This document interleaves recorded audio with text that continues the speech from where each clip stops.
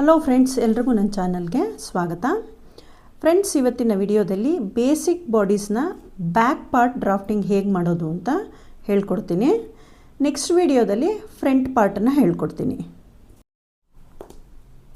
Basic body pattern ಅಂದರೆ ಶೋಲ್ಡರಿಂದ waste ಲೆಂತ್ವರೆಗೂ, ಅಂದರೆ ಭುಜದಿಂದ ಸೊಂಟದವರೆಗೆ ಅಳತೆನ ತಗೊಂಡು ಮೂಲ ಪ್ಯಾಟ್ರನ್ನ ರೆಡಿ ಮಾಡೋದು. ಇದರಲ್ಲಿ ಯಾವುದೇ ಫ್ರಿಲ್ಲು, ಕಾಲರು ಅಥವಾ ಸ್ಟೈಲ್ ಇರೋಲ್ಲ. ಈ ಪ್ಯಾಟ್ರನ್ನ ಎಲ್ಲ ರೀತಿಯ ಟಾಪ್, ಬ್ಲೌಸ್, ಕುರ್ತಿ, ಗೌನ್, ಫ್ರಾಕ್ಗಳಿಗೆ ಬೇಸಿಕ್ಕಾಗಿ ಫೌಂಡೇಶನ್ ಪ್ಯಾಟ್ರನ್ ಆಗಿ ಬಳಸ್ತೇವೆ. ಬೇಸಿಕ್ ಬಾಡಿ ಪ್ಯಾಟ್ರನ್ನ ಕಲಿಯೋದ್ರಿಂದ ಬೇರೆ ಬೇರೆ ಗಾರ್ಮೆಂಟ್ಸ್ಗಳನ್ನ ಹೊಲಿಬೋದು. ಫಿಟ್ಟಿಂಗು ನೀಟಾಗಿರುತ್ತೆ. ಹೊಸ ಡಿಸೈನ್ಗಳನ್ನ ಕ್ರಿಯೇಟ್ ಮಾಡ್ಕೊಬೋದು. ಬಟ್ಟೆಯ ವೇಸ್ಟನ್ನು ತಪ್ಪಿಸ್ಬೋದು. ಟೈಲರಿಂಗ್ ಕಲಿಯೋರಿಗೆ ಅತಿ ಮುಖ್ಯವಾದ ಮೊದಲನೇ ಹೆಜ್ಜೆ ಅಂದರೆ ಬೇಸಿಕ್ ಪ್ಯಾಟ್ರನ್ನ ಪ್ರಾಕ್ಟೀಸ್ ಮಾಡ್ಕೊಳ್ಳೋದು. A4 ಶೀಟ್ನಲ್ಲಿ ಪ್ಯಾಟ್ರನ್ ಡ್ರಾಫ್ಟಿಂಗ್ ಮಾಡಿ ತೋರಿಸ್ತೀನಿ. ಇದು ರೆಕಾರ್ಡ್ನಲ್ಲಿ ಇಟ್ಕೊಳ್ಳೋಕ್ಕೆ ಅನುಕೂಲ ಆಗುತ್ತೆ. ನೀವು ಸಹ ಮೊದಲು A4 ಶೀಟ್ನಲ್ಲೇ ಡ್ರಾಫ್ಟಿಂಗ್ ಮಾಡಿ.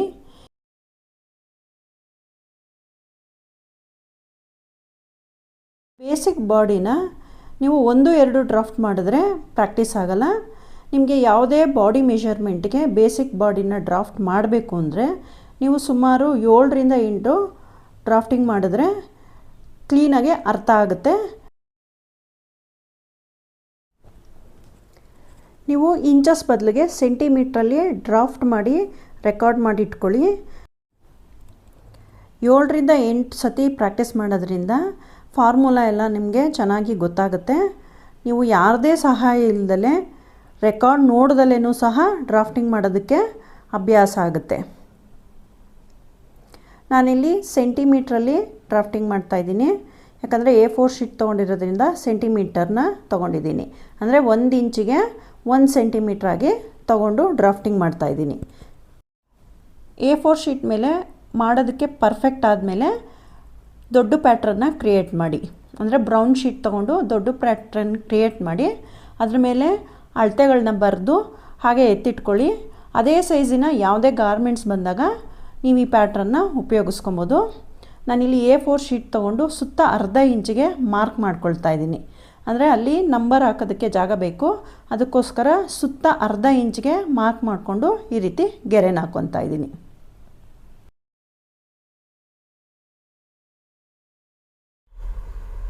ಮೊದಲು ಸ್ಟಾರ್ಟಿಂಗಲ್ಲಿ 0 ಅಂತ ಕೊಡಿ. 0ಇಂದ ಅಳತೆಗಳನ್ನ ಮಾಡ್ತಾ ಹೋಗ್ತೀವಿ. 0 ಆದಮೇಲೆ ಅರ್ಧ ಇಂಚಿಗೆ 1 ಮಾರ್ಕು, ಹಾಗೆ 0ಇಂದನೇ 2 ಇಂಚಿಗೆ 1 ಮಾರ್ಕನ್ನು ಹಾಕ್ಕೊಬೇಕು. 0ಇಂದ 1 ನೆಕ್ ಲೆಂತು, ಹಾಗೆ 0ಇಂದ 2 ಶೋಲ್ಡರ್ ಲೈನ್ಗೆ ಶೋಲ್ಡರ್ ಸ್ಲೋಪ್ ಮಾರ್ಕ್ ಮಾಡ್ತೀವಲ್ಲ, ಅದಕ್ಕೋಸ್ಕರ 0ಇಂದ 2ನ ಮಾರ್ಕ್ ಮಾಡ್ಕೊಂಡಿದ್ದೀವಿ. 2ರಿಂದ 3ಕ್ಕೆ ಅಂದರೆ 2 to 3 ಆರ್ಮೋಲ್ ಲೆಂತು ಮಾರ್ಕ್ ಮಾಡ್ತಾಯಿದ್ದೀನಿ. ಅದರ formula upper chest divided by 6. Upper ಚೆಸ್ಟನ್ನು 6ಇಂದ ಡಿವೈಡ್ ಮಾಡಿದ್ರೆ 6.16 ಬರುತ್ತೆ. ಅದಕ್ಕೆ 1 ಇಂಚನ್ನು ಸೇರಿಸ್ಬೇಕು. 1 ಇಂಚು ಸೇರಿಸಿದ್ರೆ 7.16 ಬರುತ್ತೆ. 7 ಇಂಚು ಹಾಗೆ 1 ಗೆರೆ ಇಟ್ಕೊಂಡ್ರೆ ಸಾಕಾಗುತ್ತೆ. ಈ ಕಡೆನೂ ಅಷ್ಟೇ ಮಾರ್ಕ್ ಮಾಡ್ಕೊಳ್ಳಿ. ಮಾರ್ಕ್ ಮಾಡಿಕೊಂಡ್ರೆ ಸ್ಟ್ರೈಟ್ ಲೈನ್ ಎಳೆಯೋಕ್ಕೆ ಅನುಕೂಲ ಆಗುತ್ತೆ. ಹಾರ್ಮೋಲ್ ಲೆಂತ್ ತೊಗೊಂಡಿದ್ದಲ್ಲ, ಅದಕ್ಕೆ 3 ಅಂತ ನಂಬರ್ ಕೊಡ್ತಾಯಿದ್ದೀನಿ. 2ರಿಂದ 3ಕ್ಕೆ 7 ಮತ್ತು 1 ಗೆರೆ ಇಟ್ಟಿದ್ವಿ. ಅದನ್ನು ಅರ್ಧ ಮಾಡಿಕೊಂಡು ಮಾರ್ಕ್ ಮಾಡ್ಕೊಬೇಕು. ಇದು ಅಕ್ರಾಸ್ ಫ್ರಂಟು ಡ್ರಾ ಮಾಡೋದಕ್ಕೋಸ್ಕರ ಈ ಮಾರ್ಕನ್ನು ಹಾಕ್ಕೊಳ್ತೀವಿ. ಹಾರ್ಮೋಲು ಶೇಪ್ ಕೊಡಬೇಕಾದ್ರೆ ಇದು ಅನುಕೂಲ ಆಗುತ್ತೆ. 0ಇಂದ ಅಳತೆ ಮಾಡ್ಕೊಳ್ಳಿ. ಈ ಮಾರ್ಕ್ ಎಲ್ಲಿಗೆ ಬಂದಿದೆಯೋ ಅಲ್ಲಿಗೆ ಇನ್ನೊಂದು ಡಾಟ್ ಇಟ್ಕೊಳ್ಳಿ. ಲೈನ್ ಎಳಿಬೇಕಾದ್ರೆ ಲೈನು ಸ್ಟ್ರೈಟ್ ಬರುತ್ತೆ. ಈಗ ಫುಲ್ ಲೆಂತ್ ಇಡೋಣ. ಫುಲ್ ಲೆಂತು 14 ಇದೆ. 14ಗೆ 1 ಇಂಚನ್ನು ಸೇರಿಸಿದ್ರೆ 15 ಆಗುತ್ತೆ. ಟೋಟಲು 15 ಇಡ್ತಾಯಿದ್ದೀನಿ. ಇದಕ್ಕೆ 5 ಅಂತ ನಂಬರ್ ಕೊಡೋಣ. Neck length, shoulder line length, armhole length ಹಾಗೆ ಫುಲ್ ಲೆಂತನ್ನು ಇಟ್ಟಾಯಿತು. ಈಗ ನೆಕ್ ವಿಡ್ತನ್ನು ಇಡೋಣ. ನೆಕ್ ವಿಡ್ತ್ ಇಡೋಕ್ಕೆ ಒಂದು ಫಾರ್ಮುಲಾ ಇದೆ. ಅಪ್ಪರ್ ಚೆಸ್ಟು ಡಿವೈಡೆಡ್ ಬೈ 12 ಅಥವಾ around neck round divided by 5. ಎರಡರಲ್ಲಿ ಯಾವುದಿಟ್ರೂ ಸೇಮ್ ಬರುತ್ತೆ.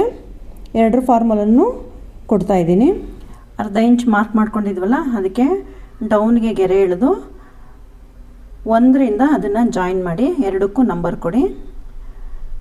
6 ಮತ್ತು 7, 0ಯಿಂದ 6 ಹಾಗೆ 1ರಿಂದ 7. 2ರಿಂದ 8ಕ್ಕೆ ಶೋಲ್ಡರ್ನ ವಿಡ್ತಿಡೋಣ. ಶೋಲ್ಡರ್ ವಿಡ್ತ್ ಎಷ್ಟು ಅಂದರೆ, ಪೂರ್ತಿ ಶೋಲ್ಡರ್ ತೊಗೊಂಡಿರ್ತೀವಲ್ಲ ಅದರ ಅರ್ಧ ಭಾಗ. ಪೂರ್ತಿ ಶೋಲ್ಡರು 15 ಇಂಚಿದೆ. 15ನ್ನು 2ರಿಂದ ಡಿವೈಡ್ ಮಾಡಿದ್ರೆ ನಮಗೆ 7.5 ಬರುತ್ತೆ. ಆ 7.5ನ ಇಟ್ಬಿಟ್ಟು 8 ಅಂತ ಮಾರ್ಕ್ ಮಾಡೋಣ. 8ರಿಂದ 6ಕ್ಕೆ ಲೈನನ್ನು ಎಳೆಯೋಣ. ಇದು ಶೋಲ್ಡರು ಸ್ಲೋಪ್ ಆಯಿತು. ಕ್ರಾಸ್ ಫ್ರಂಟ್ ಲೈನನ್ನು ಡ್ರಾ ಮಾಡೋಣ. 4ರಿಂದ 9ಕ್ಕೆ ಹಾಫ್ ಶೋಲ್ಡರ್ ತೊಗೊಂಡಿದ್ವಲ್ಲ, ಹಾಫ್ ಶೋಲ್ಡರಲ್ಲಿ ಅರ್ಧ ಮೈನಸ್ ಮಾಡಬೇಕು. ಹಾಫ್ ಶೋಲ್ಡರ್ ನಮಗೆ ಇಲ್ಲಿ 7.5 ಇತ್ತು. 7.5ರಲ್ಲಿ ಅರ್ಧ ಇಂಚು ಮೈನಸ್ ಮಾಡಿದ್ರೆ 7 ಇಂಚ್ ಬರುತ್ತೆ. 7 ಇಂಚಿಗೆ ಮಾರ್ಕ್ ಮಾಡಿಕೊಂಡು ಲೈನ್ ಹಾಕಿ 9 ಅಂತ ನೇಮಿಂಗ್ ಮಾಡಿ. ಚೆಸ್ಟ್ ಲೈನನ್ನು ಇಡೋಣ. 3ರಿಂದ ಚೆಸ್ಟ್ ಲೈನನ್ನು ಇಡ್ತಾಯಿದ್ದೀನಿ. ಇದರ ಫಾರ್ಮುಲಾ ಏನು ಅಂದರೆ, upper chest divided by 4 plus 0.5. Upper chest 37 ಇದೆ. 37ನ್ನು 4ರಿಂದ ಡಿವೈಡ್ ಮಾಡಿದ್ರೆ 9.25 ಬರುತ್ತೆ. ಅದಕ್ಕೆ ಅರ್ಧ ಇಂಚು ಸೇರಿಸಿದ್ರೆ 9.25 ಬರುತ್ತೆ. 9.25ಗೆ ಮಾರ್ಕ್ ಹಾಕ್ತಾಯಿದ್ದೀನಿ. ಮಾರ್ಕ್ ಹಾಕಿ ಒಂದು ಗೆರೆ ಎಳೆದು 10 ಅಂತ ನಂಬರಿಂಗ್ ಮಾಡ್ತಾಯಿದ್ದೀನಿ. ವೇಸ್ಟ್ ರೌಂಡನ್ನು ಹೇಳೋಣ.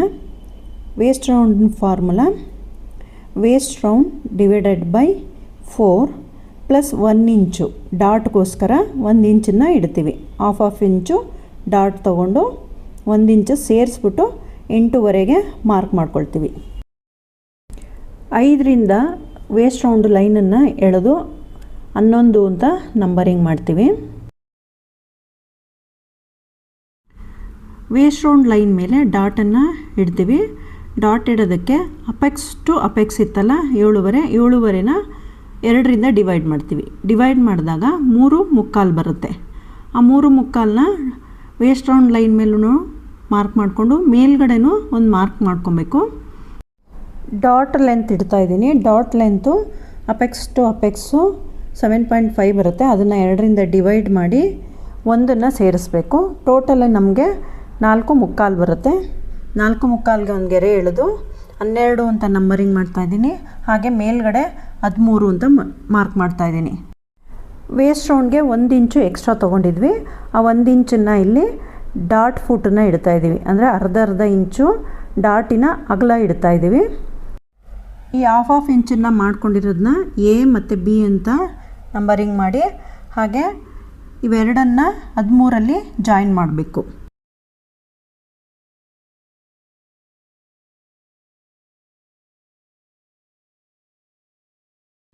ಡಾಟ್ ಲೈನನ್ನು ಎಳೆದಿದ್ವಲ್ಲ, ಅದರಲ್ಲಿ 12ರಲ್ಲಿ ಒಂದು 1/4 ಇಂಚ್ಗಿಂತ ಕಡಿಮೆ ಮುಂದೆ ಬರಬೇಕು.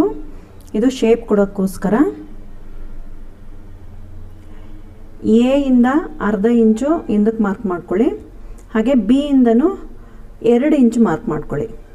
ಇದು ಶೇಪ್ ಕೊಡೋದಕ್ಕೆ ನೀಟಾಗೆ ಬರುತ್ತೆ. ಅದಕ್ಕೋಸ್ಕರ ಈ ರೀತಿ ಮಾರ್ಕ್ ಮಾಡ್ಕೊಳ್ಳೋದು. ನಿಮ್ಮ ಹತ್ರ ಈ ರೀತಿ ಕರ್ವ್ ಇಲ್ಲ ಅಂತಂದರೆ ಕೈಯಲ್ಲಿ ಹಾಗೆ ಶೇಪ್ ಕೊಡಿ.